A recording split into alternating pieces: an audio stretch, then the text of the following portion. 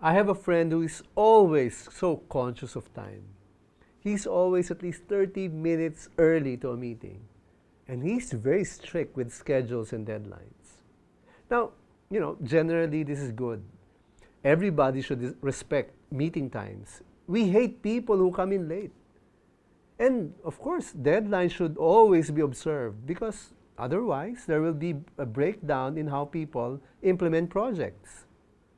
But this friend of mine tends to be too obsessive about time. He goes ballistic when a deadline is missed, even if, the situation for missing it is completely reasonable.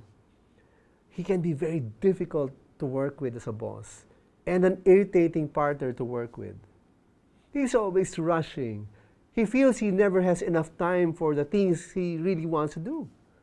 He feels no freedom to change his schedules. And he feels guilty when he's relaxing and not doing anything. He has become a slave of time. It's like the schedule has become the most important measurement of one's value, of one's success. It's as if meeting times and schedules are cast in stone and are not to be violated at all, with the severest penalty waiting those who are guilty of being late. Time has become an idol, a demigod that demands total obedience. Sobra na yun. Hindi naman reasonable yun, di ba? But I guess people like my friend are being driven by motivations and urges that they are not even aware of.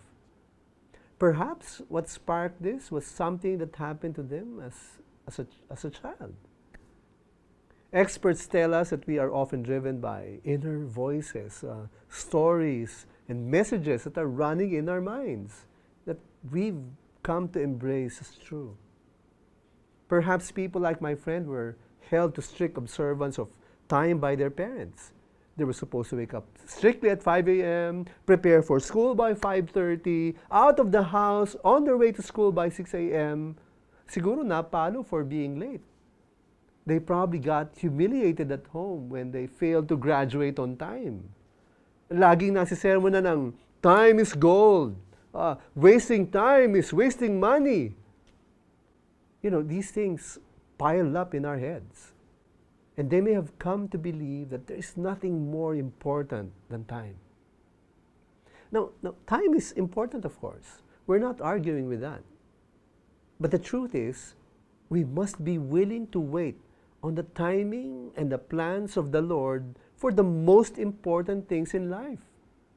We must be humble enough to accept that not everything we want will happen according to our plans, not according to our timing.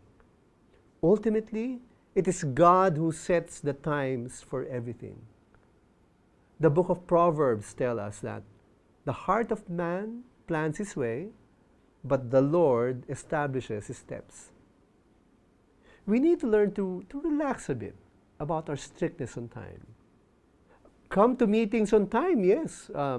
Observe deadlines, of course. But when things do not go according to plan, and when things do not happen according to our timing, learn to release yourself to God's perfect timing.